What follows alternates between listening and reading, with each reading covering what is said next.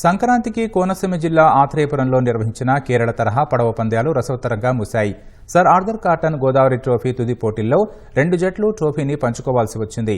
ఫైనల్స్లో జంగారెడ్డిగూడెం, పల్నాడు జిల్లాల జట్లు హోరాహోరీ తలపడ్డాయి.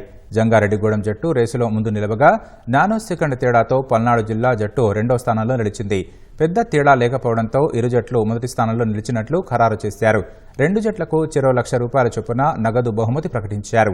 ఎన్టీఆర్ జిల్లా జట్టు 3వ స్థానంలో నిలిచింది. కేరళ తరహాలో నిర్వహించిన పడవ పోటీలో కోనసీమలో వాటర్ స్పోర్ట్స్ పర్యాటక అభివృద్ధికి బాటలు వేశాయని స్థానిక ప్రజా ప్రతినిధులు హర్షం వ్యక్తం చేశారు.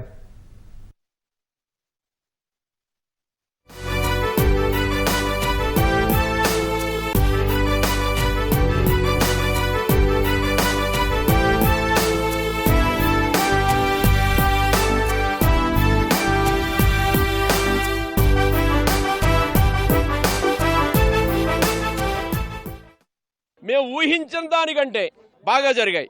అంచనాలు మించి ప్రజలు వచ్చారు. ప్రతి సంవత్సరం ఇప్పుడు జరిగిన దానికంటే రెట్టింపు స్థాయిలో మళ్ళా పోటీలు నిర్వహించాలనే ఉత్సాహం మాలో పెరిగింది.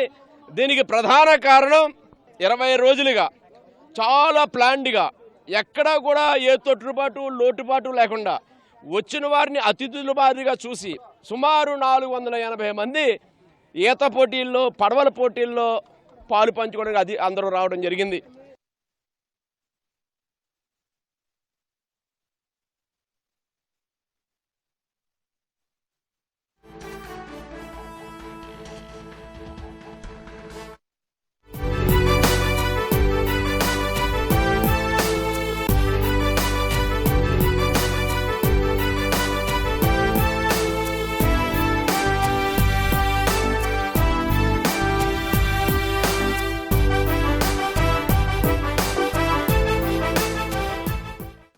మేము ఊహించిన దానికంటే బాగా జరిగాయి.